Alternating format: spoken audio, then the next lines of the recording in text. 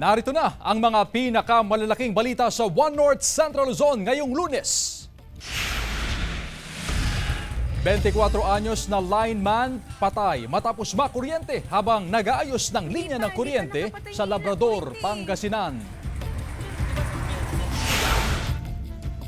2 taong gulang na batang lalaki patay matapos umanong ma-shoot sa kumukulong tubig sa kaldero sa San Fabian, Pangasinan.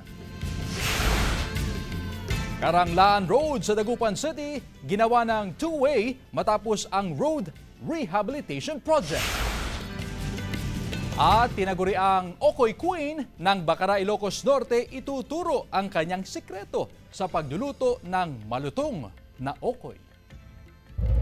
Ito ang GMA Regional TV 1 North Central Luzon. Magandang hapon, ako si Chris Zuniga. Mga kapuso, umpisa natin ang balitaan ngayong linggo sa pagkakuryente ng isang kawani ng Senpelco.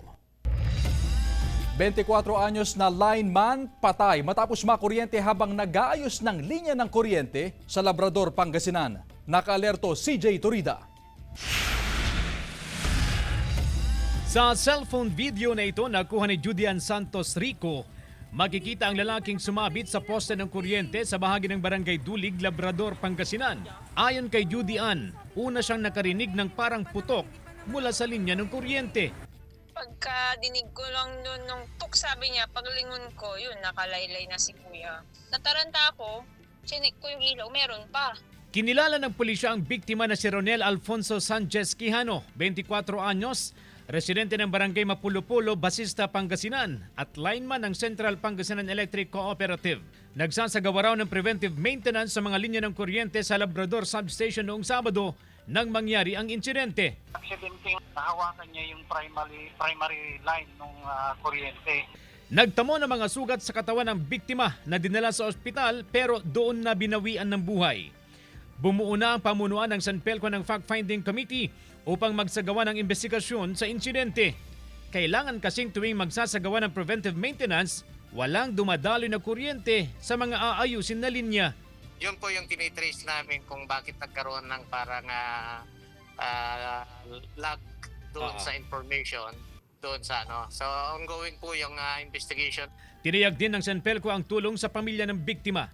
Nagkausap ng GMA Regional TV sa pamamagitan ng telepono ang kapatid ng biktima kaninang umaga pero hindi muna siya nagbigay ng pahayag.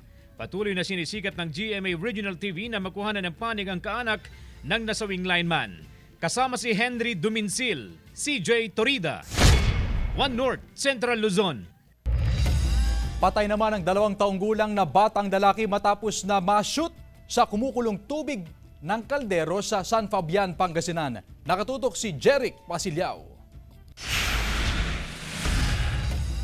Patay ang isang 2 taong gulang na batang lalaki na si JJ Navarro, residente ng Barangay Nibaliw, San Fabian, Pangasinan, matapos umanong ma-shoot sa isang kalderong may laman na kumukulong tubig. Sa kwento ng lola ni JJ, October 17 nang magpakulo umano siya ng tubig sa kaldero upang gawing pangsuklob ng kanyang mister na may karamdaman. Nilagay ko po yung kaldero sa may gilid ng bahay namin. Di pininasan ko po yung asawa ko. Tapos hindi ko naman po alam na itong mga bata, yung kapatid niya naglalaro. Nung bigla na lang may narinig kaming umiiyak po. Ang akala namin yung parang nag-away lang po sila. Tapos nung yung parang iba yung sigaw na nung bata na nagsisigaw na po talaga. Nung tinignan po namin, nandoon na po siya nakashoot sa kalderos. Tapos inahon ko po siya kaagad. Tinanggal ko yung mga damit niya. Pero talagang na po yung nalublob po siya talaga doon. Agad namang itinakbo sa Region 1 Medical Center sa Bunuan Binloc, Dagupan City ang bata. Subalit kinabukasan, namatay din ang bata. Sorry kasi hindi namin naligtas yung buhay niya. Hindi po namin kagustuhan yung magano'n ang mangyayari sa kanya. Sakit-sakit, isipin kung ikaw nga na malaki pag napaso masakit na, paano na kaya yung nalublob siya doon sa mainit na tubig. Kaya ang sakit po sa amin.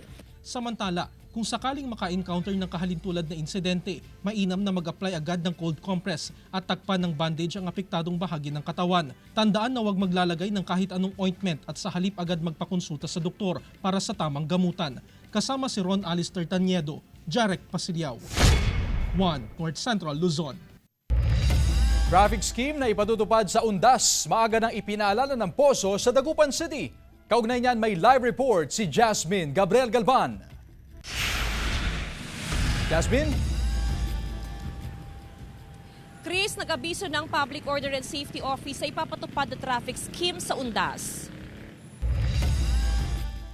Mahigit isang linggo bago ang Undas, nagsimula ng pumwesto ang ilang tendera sa harap ng Roman Catholic Cemetery sa Dagupan City. Dumarami na kasi ang bilang ng mga bumibisita sa sementeryo upang maglinis sa mga nicho.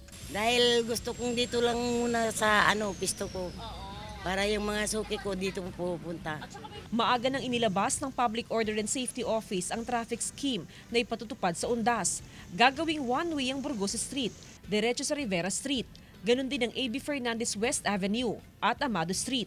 Ay kung ano yung 2022-2023 na pinatupad namin, rerouting namin, ay pares din po sa 2024. Pares lang ho yan kasi nakita namin naging effect. Hindi ho bumigat ang traffic natin mula dyan sa mga Eternal hanggang dito sa ABF. Isasara sa mga motorista ang Bonifacio Street. May mga identified na rin na designated parking area. Parking sa may NBI, sa may Silong ng Tulay, sa may Divinencia, pwede rin dito sa may dito sa may office ho namin, may parking . Epektibo ang traffic scheme simula sa October 31 hanggang sa November 1. Chris, full force ang PNP at ang POSO sa paggunita ng Undas. Samantala, magtatayo naman ng Police Assistance Desk o PADS ang PNP sa mga sementeryo para matiyak ang safety ng mga bibisita sa mga nicho ng kani-kanilang mga yumaong mahal sa buhay. Chris? Maraming salamat, Jasmine Gabriel Galvan. Samantala, ilang nicho sa ilang sementeryo sa Pangasinan at Pampanga binabaha pa rin mahigit isang linggo bago ang Undas. Silipin sa report. Mahigit isang linggo bago ang Undas, makikita pa rin ang mga namuong tubig sa ilang bahagi ng Season Cemetery sa Calasiao, Pangasinan. Maputik din ang ilang daanan sa sementeryo. Nabalot din ng damo ang ilang nicho. May mangilan-ilan nang bumibisita sa sementeryo upang maglinis. Kumikita rin ang ilan sa pagpipintura ng mga nicho. Sa Barangay San Nicolas, Masantol, Pampanga, lubog sa baha ang mga nicho ng ilang sementeryo sa lugar.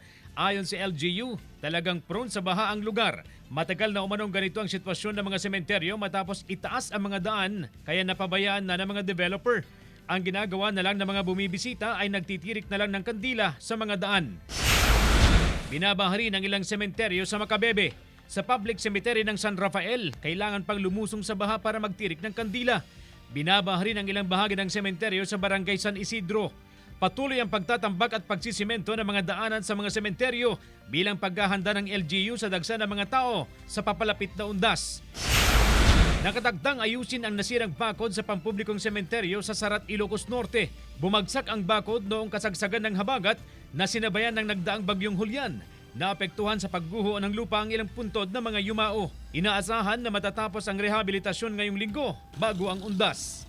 CJ Torida, 1 North Central Luzon.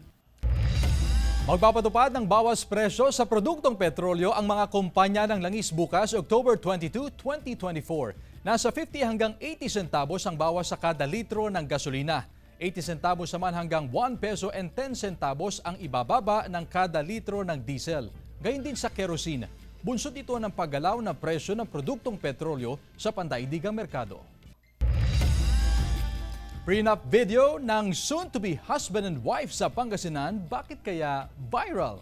Tutukan sa ulat ni Claire Lacanilaw Dungka. Ang sweet and emotional prenup video ng soon-to-be weds na sina Reynaldo De Leon Jr. at Elaine Gail Mangundayaw. Kinaaliwan at pinusuan online matapos mag-viral sa hindi pangkaraniwang theme song. Ang ginamit kasi nilang theme song, Not Your Ordinary Song. Umabot lang naman ng mahigit 82,000 reactions, more than 4,000 shares at mahigit 3 million views and counting sa social media ang video. Hindi raw nila akalain na magiging viral ang prenup video. We have come up with that concept. Actually, super random lang. Parang wala naman talaga sa plan kasi originally meron na kaming song na napili Which is yung vibe, parang sad din naman yung vibe. Pero lately kasi palagi ko naririnig yung meow meow. Nagulat din, sabi ko, tama naman na. Ang gabi na. bakit trending to? Ganun. Parang, anyway, nung napanood ko siya first time, natawa talaga ako. Pero paglilinaw ng couple, hindi pa raw ito ang kanilang official prenup video. Hindi namin in-expect kasi na ganun yung magiging reaction ng mga tao na biglang magte-trending. Nagsimula ang love story ni Eileen at Ray noong college nang magkakilala sa isang church sa Baguio City at naging opisyal ang kanilang relasyon noong pandemya. Sinubok man ng panahon at distansya ang kanilang pagmamahalan noong pandemya, wala na raw makakapigil ngayon sa kanilang road to forever nang mag-propose si Ray kay Eileen. At ngayon, soon-to-be husband and wife na ang lovely couple. I'm always here to support you. Yung pag may problema ka, I'm always here. Remember that I'm always be here, supporting you. And through thick and thin, kasama mo ako. Claire Lacanilaw Dungka, One North Central Luzon. Ito ang GMA Regional TV 1 North Central Luzon.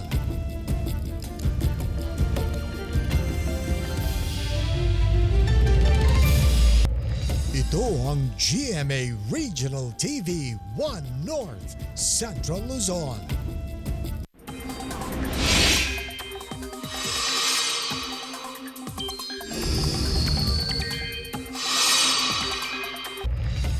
Mga kapuso, patuloy na kumikilos ngayon sa loob ng Philippine Area of Responsibility ang Bagyong Christine at inaasahang lalapit sa kalupaan sa mga susunod na araw. Huli itong namataan mahigit 800 kilometro sa silangan ng Eastern Visayas. Pa-west-southwest ang kilos nito sa bilis na 30 kilometers per hour. Itinaas ng Pag-asa ang Signal Number 1 sa Catanduanes, Masbate kasama na ang Ticao Island, Burias Island, Camarines Sur, Albay, Sorsogon, Camarines Norte, Eastern portion ng Quezon, Eastern Samar, Northern Samar, Samar, Leyte, Biliran, Southern Leyte, Dinagat Islands at Siargao del Norte. Kabilang na ang Siargao Bukas Grande Group. Sa forecast track naman ng Pag-asa, tuloy-tuloy nalalapit ang Bagyong Christine sa lupa. Posibleng lumapit o tumama yan sa Northern Luzon, maaaring Huwebes ng gabi o Biyernes ng umaga. Pwede ring lumakas pa ito sa mga susunod na araw. May chance ring magkaroon pa ng pagbabago sa kilos ito, kaya tumutok lamang sa updates. Bagamat malayo pa sa landmass, ramdam ng epekto ng bagyo at ng trough o extension nito sa ilang bahagi ng bansa. Base sa datos sa Metro Weather, may tsansa ng ulan sa Apayao, Cagayan, Isabela, La Union, Zambales, Quirino, Tarlac, Pampanga, Aurora at Kalinga. May tsansa rin ng ulan sa iba pang bahagi ng bansa. Epekto ng Bagyong Christine inaasahang mararanasan sa Pangasinan sa Miyerkules, October 23. Narito ang report. Nasa ilalim na ng Storm Signal Number 1 ang malaking bahagi ng bansa dahil sa Bagyong Christine na pumasok na sa Philippine Area Responsibility kagabi. Sa monitoring ng Pag-asa, posible pang lumakas ang bagyo sa mga susunod na araw hanggang maging typhoon category sa darating na Huwebes, October 24. Inaasahan din na tatama sa lupa ang bagyo sa bahagi ng Northern Luzon pagsapit ng Biyernes. So pagkakuan yan, siyempre lalakas po yan. Sana magdudulot tayo ng magkaroon tayo ng mga manakanakang pagulan. Sa Miyerkules pa inaasahang mararanasan ang epekto ng bagyo sa Pangasinan.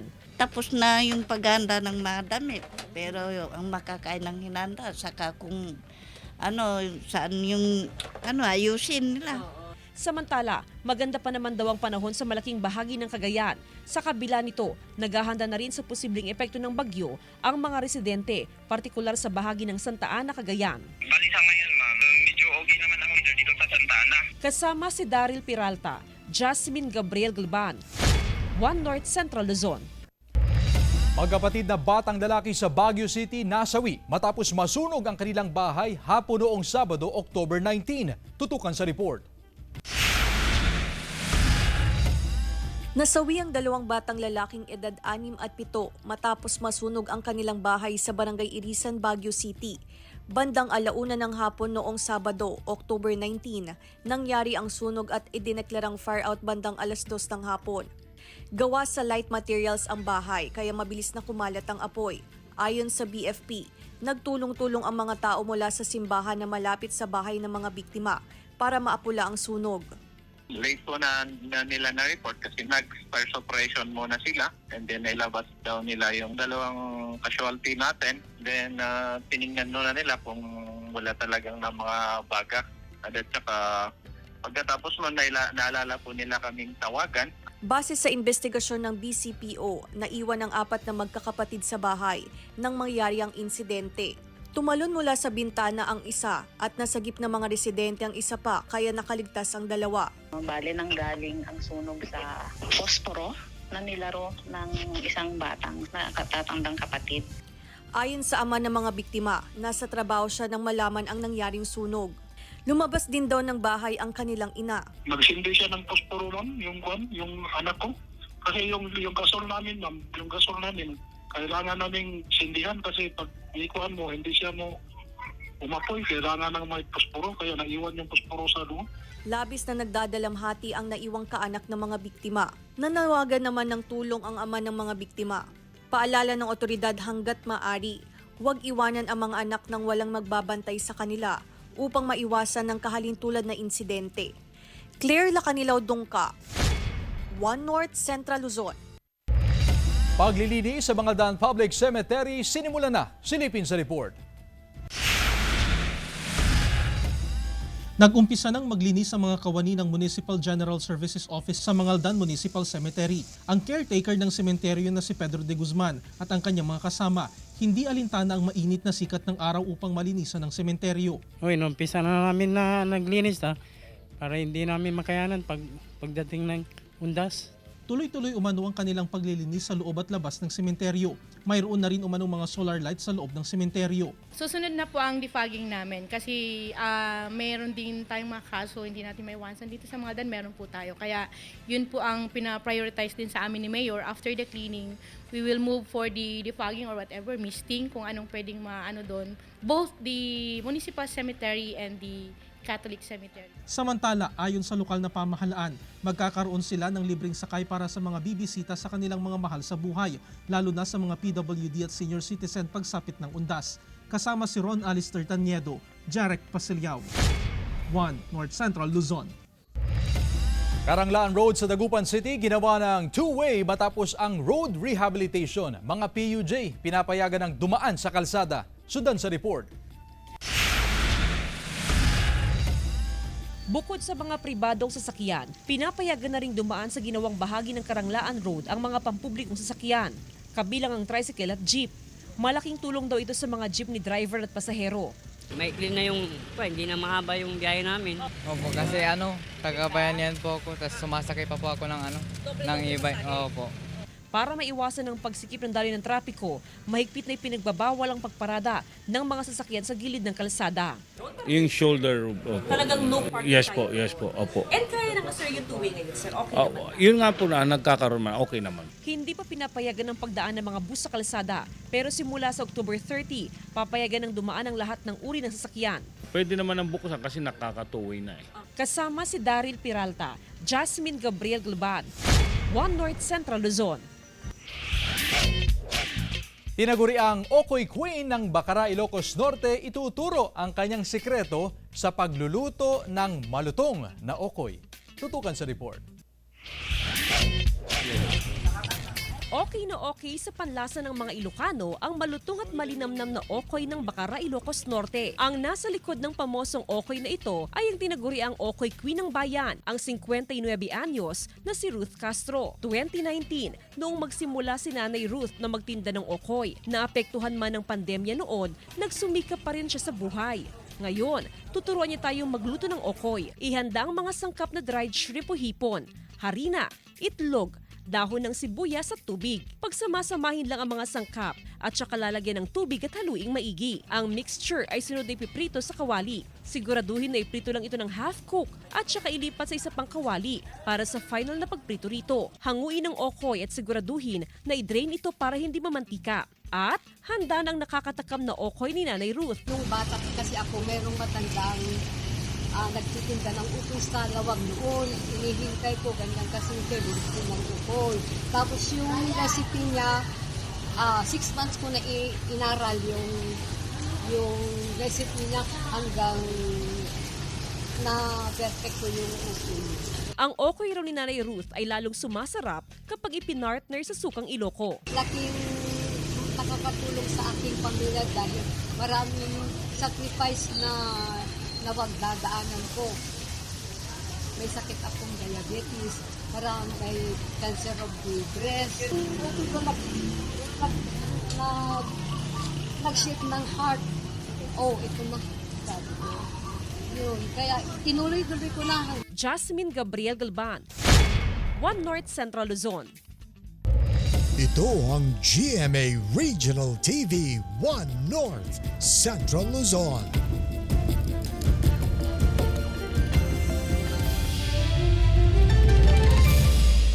Ito ang GMA Regional TV 1 North Central Luzon. Mga nangongontrata ng pagpipintura sa mga nicho naglipana na sa sementeryo sa Calasiao, Pangasinan. Silipin sa report.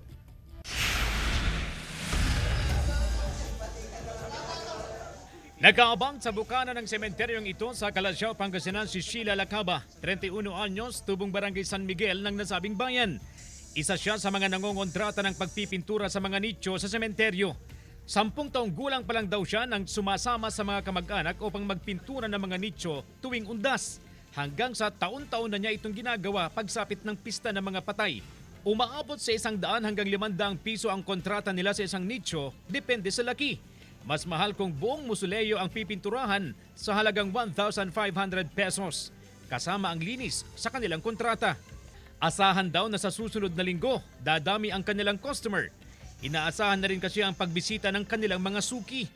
Ilang araw bago ang undas, umaabot sila sa 5 hanggang 6 na kontrata kung saan nakakapag-uwi sila ng hindi bababa sa 1,500 pesos na kita sa isang araw. Nung last year, tatanungin na po namin kung papalinis na po ba ito next year, ganun po. Kaya pag nandito na po kami, sir, tinitingnan na namin yung mga muka. Umaariban na rin ang mga sepulturero sa sementeryo. Marami raw kasi ang nagpapaayos ng mga nicho.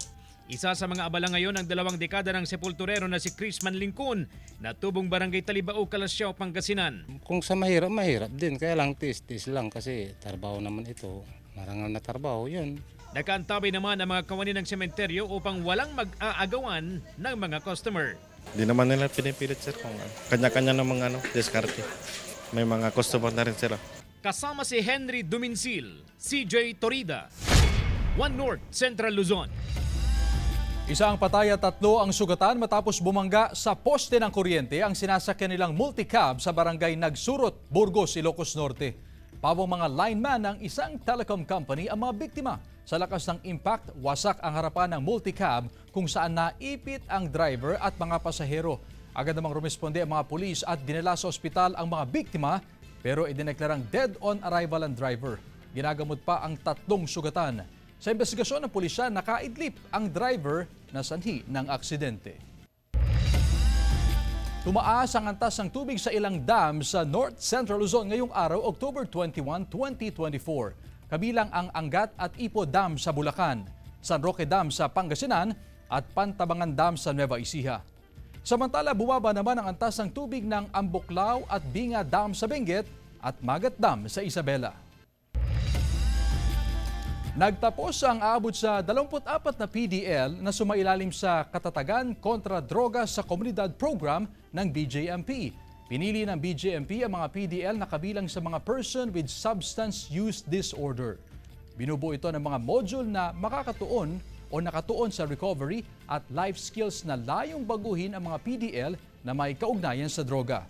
Malaking tulong ito sa mga PDL upang tuluyan ng iwasan ang pagkakalulong sa iligal na droga. Sa ibang balita, mga magsasaka sa isang barangay sa Mangaldan, Pangasinan, problema ang kawalan ng maayos na daan papunta sa mga sakahan. Sundan sa report. Sa tuwing nag-aani ng palay ang magsasaka na si Mang Arturo, nahihirapan daw siyang dalhin sa highway ang sako-sakong palay. Bagamat may mga kuliglig naman na pwedeng pagsakyan sa mga palay, nahihirapan pa rin siya dahil makipot at mabato ang kanilang dinadaanan. Kaya minsan, binubuhat na lang daw niya ang mga sako ng palay. Mahirap Ay dahil po? dahil sa daanan. Ito ngayon, medyo maputik. Saka nilagay namin sa traktor. Maganda kung may dana, maganda. Ganito raw ang pare-parehong kalbaryo ng mga magsasaka sa barangay Malabago, Mangaldan, Pangasinan. Mula sa pagtatanim hanggang sa pag-aani, nagiging pahirap daw sa kanila ang walang maayos na daanan. Ang hinaing ng mga magsasaka, masusolusyonan na sa konstruksyon ng farm-to-market road. Magandang yun ma'am, magandang projects po yun dahil makakadaan na yung mga magsasaka natin, hindi na sila mahihirapan. Amounting 15 million po yun at pundo ng DPWH. Aprobado na ang budget ng farm-to-market road. Hinihintay na lang na matanggap ng barangay ang notice to proceed para masimulan ang proyekto. Dederecho ang farm-to-market road ng Malabago hanggang sa barangay Alitaya. Target na matapos ang proyekto bago ang pagsisimula ng first cropping sa 2025. Kasama si Ron Alice Taniedo, Jasmine Gabriel Galban, One North Central Luzon.